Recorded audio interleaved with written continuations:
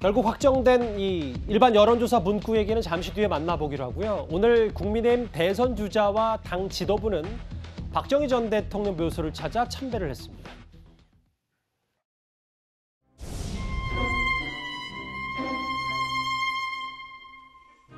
산업화와 발전에 헌신하신 박정희 대통령을 기리는 저희의 전통은 계속될 것이다, 이렇게 말씀드리겠습니다.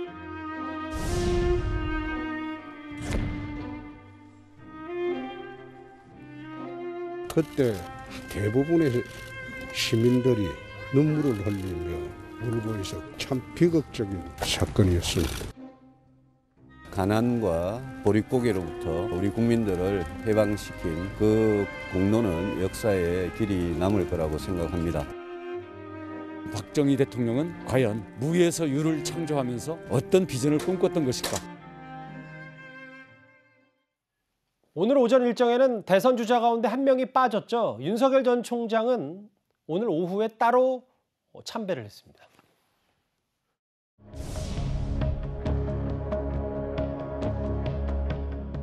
박정희 전 대통령께서는 국민 모두가 다 알고 계시듯이 우리 한국이 산업 국가로 발돋움할 수 있는 기초를 닦아놓으셨기 때문에 그분을 기리는 큰 업적이 아닌가 이렇게 생각합니다. 지도부랑 다른 후보들은 오늘 오전에 좀 다녀갔다고 했는데 따로 오시게 된 경위나 좀 말씀해 주세요. 제가 오전에 불가피한 좀 약속이 하나 있었는데 미루기가 어려워가지고 갑자기 어제 통보를 받아서 오전에 일을 좀 마무리하고 오게 된 겁니다.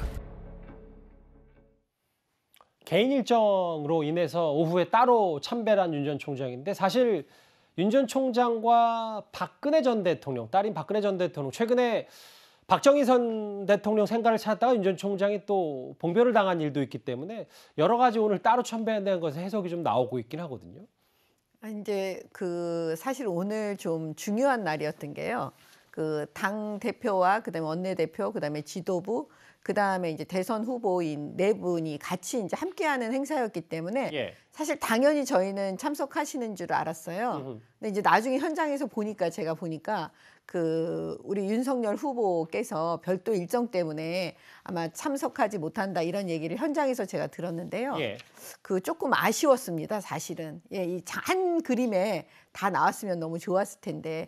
그래서 이제 이게 아마 일정이 저도 그랬지만 급박하게 그 전날 아마 일정이 통보가 됐기 때문에 말씀하신 대로 일정 조율이 아마 잘 안 되지 않았나.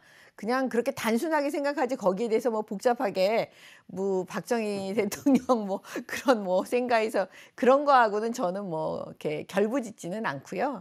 알겠습니다. 왜냐하면 우리 윤석열 총장이 이 정치적으로는 그래도 처음 하시는 거니까 좀 그럴 수 있다고 보여집니다. 잠시만요. 저희가 마이크를 서울대병원으로 넘기겠습니다. 노태우 전 대통령 관련 사인 발표를 서울대병원장이 직접 합니다. 등으로 수차례 서울대병원에 입원하셨으며 심부정맥 혈증증으로 치료를 지속하고 계셨습니다.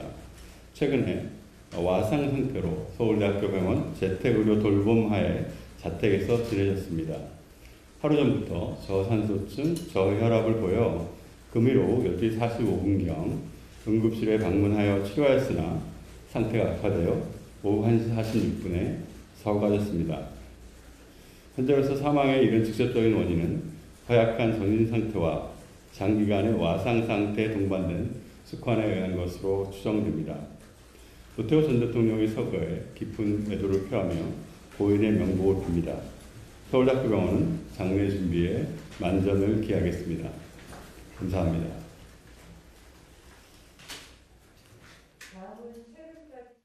김현수 서울대 학교 병원장, 서울대 병원장의 얘기를 좀 들어봤는데요. 직접적인 사연은 제가 듣기로는 허약한 상태, 정신 상태와 그리고 계속된 투병 생활 끝에 이제 몸이 좋지 않아서 직접적인 사연으로 연결됐다 이렇게 브리핑을 했습니다. 서울대 병원장의 노태우 전 대통령 사인과 지금까지 치료 상태 브리핑을 저희가 간략하게 현장 연결해서 만나봤습니다.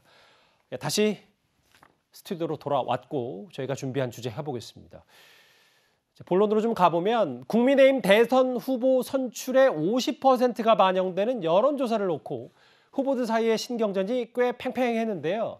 이 문구 하나에 수만 명의 표심이 왔다 갔다 할 수밖에 없기 때문이겠죠. 오늘 당 선관위가 1번 여론조사 문구 결론을 내렸습니다.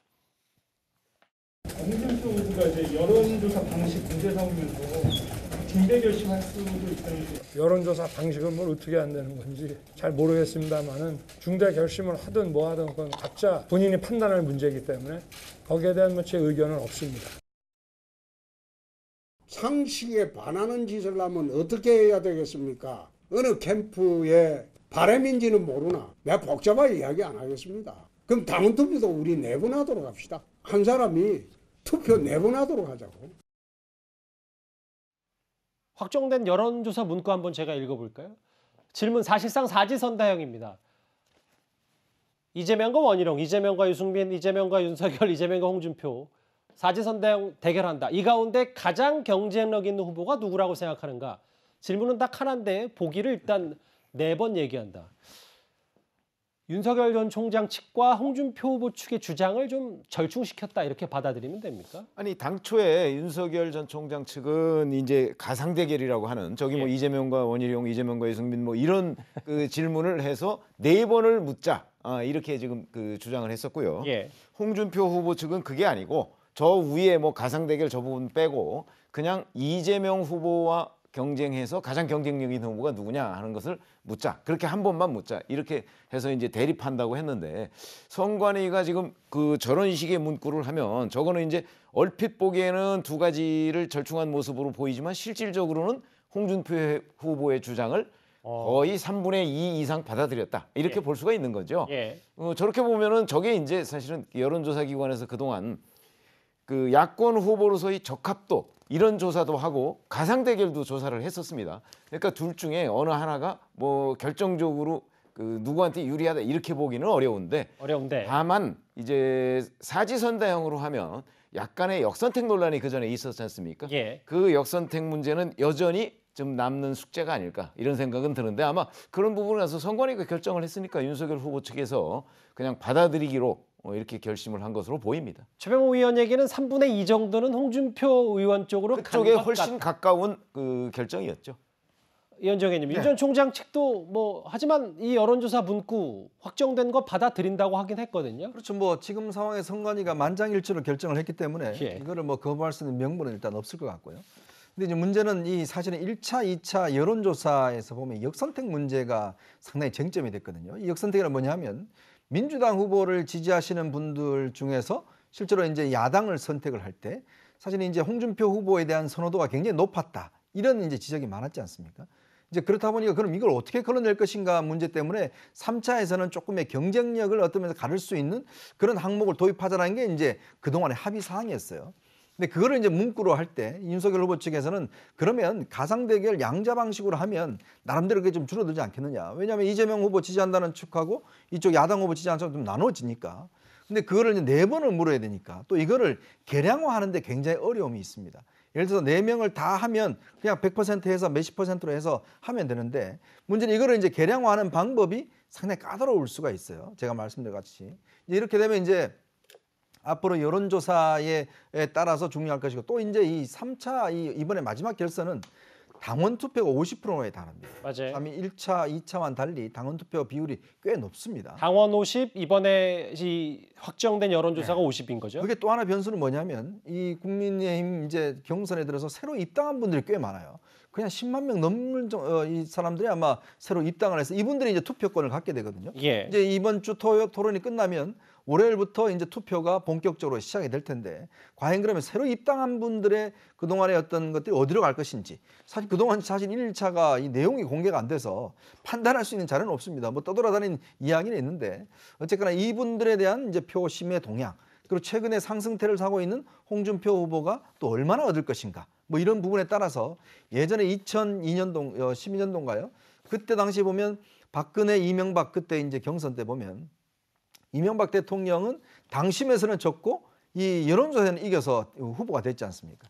이제 그런 어떤 상황도 여러 가지 있기 때문에 당심 민심이 과연 다를 것인지 얼마나 차이가 날 것인지 뭐 이런 부분들이 굉장히 지금 쟁점입니다. 알겠습니다. 다음 달 5일, 그러니까 11월 5일에 최종적으로 국민의힘 대선 후보가 확정이 되는데요. 저희가 이 소식 새로 알려진, 새롭게 결론이 난 여론조사 문구회의까지 만나봤습니다.